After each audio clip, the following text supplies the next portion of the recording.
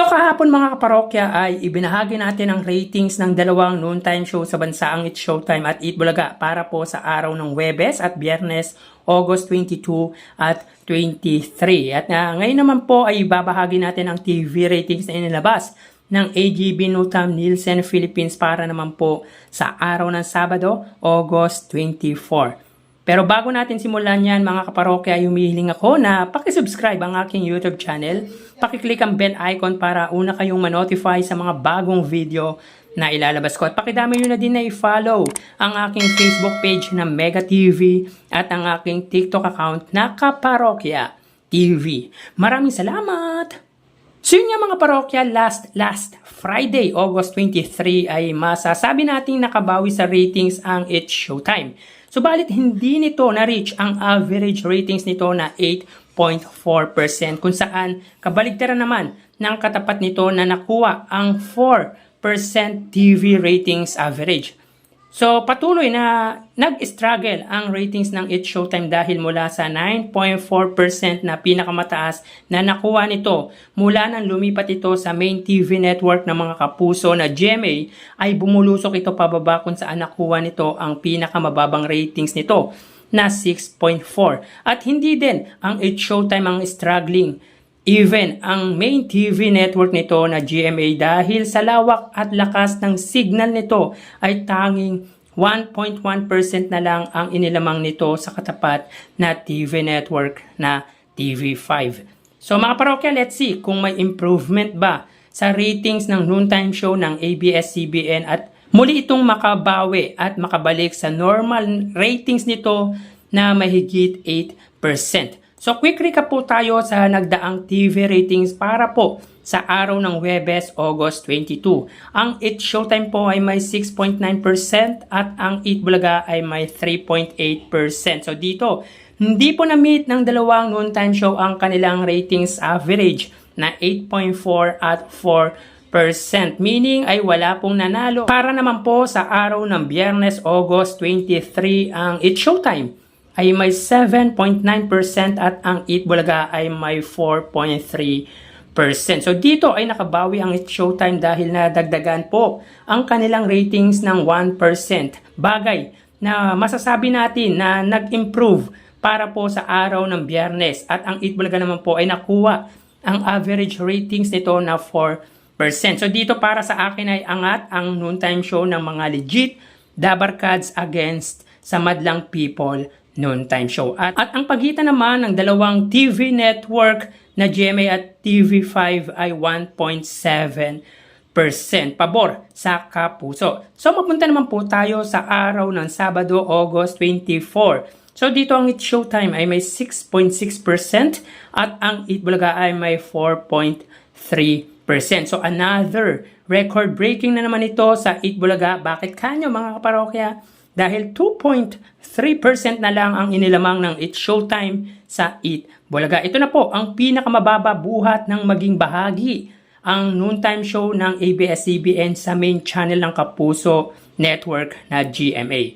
So bad news ito on the part of It's Showtime dahil sa mga bentahin nito ay tanging 2% na lang ang inilalamang nito sa Eat Bulaga. At 1.3% ang nawala dito mula sa 7.9% nitong nagdaang Biyernes. So wagi para sa akin ang Eat Bulaga para sa araw ng Sabado dahil bukod sa pinakamababang ratings na inilamang ng katapat na noontime show ay nakuha nila ang average ratings nila na 4%.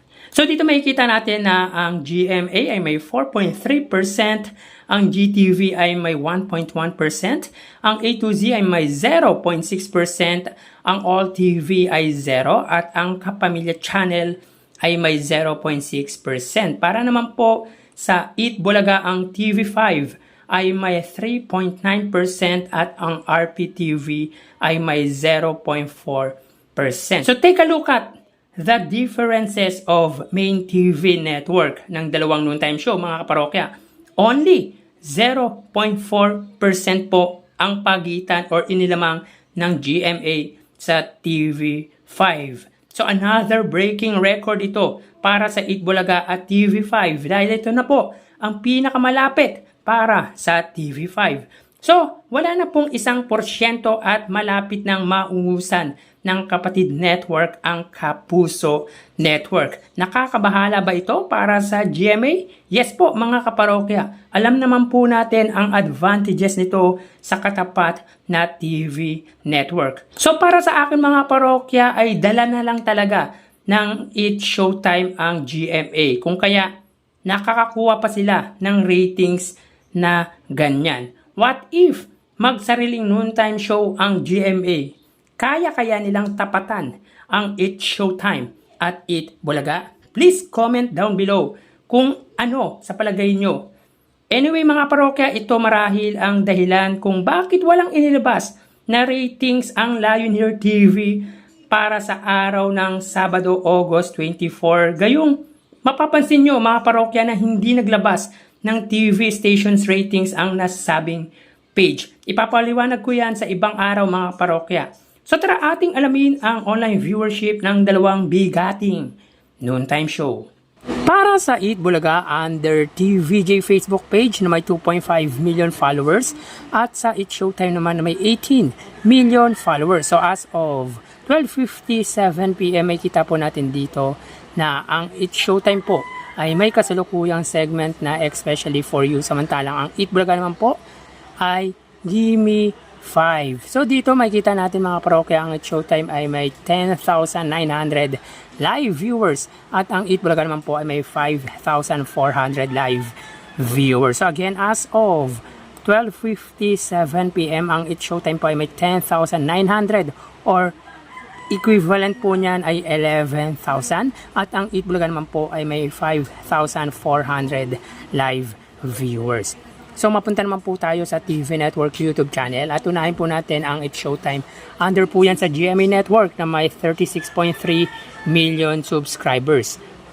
At para naman po sa It Bulaga under TV5 Philippines na may kasalukuyang subscribers na 1.98 million. So as of 12:57 PM or 12:58 PM ang It Showtime under GMA ay may 16,000 viewers.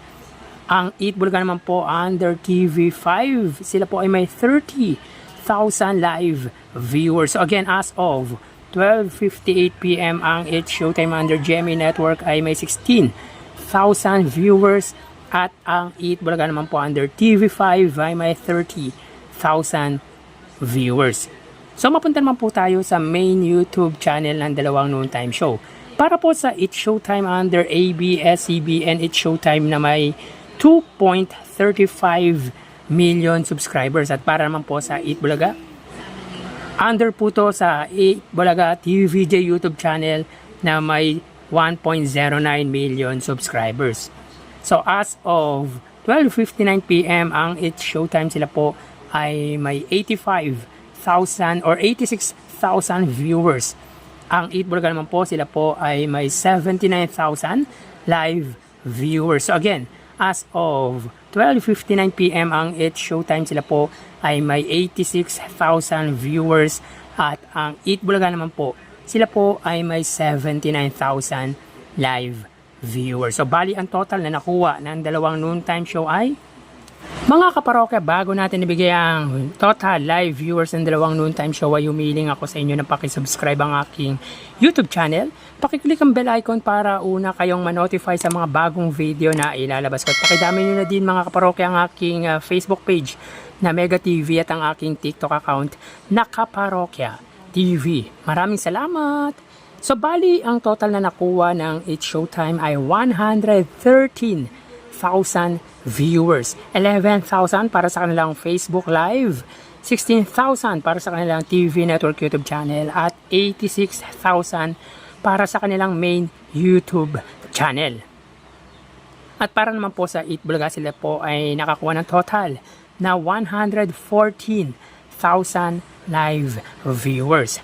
5,000 para sa kanilang Facebook Live, 30,000 para sa kanilang TV Network YouTube channel at 79,000 para sa kanilang main YouTube channel. So again, ang It Showtime po ay may 113,000 viewers at ang It Bulaga naman po ay 114,000 live viewers.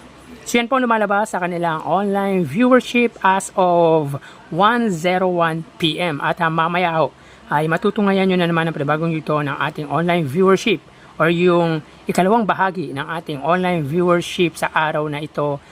At magpapaalam po muna pansamantala, magsiingat po tayo mga kaparokya. Thank you and God bless.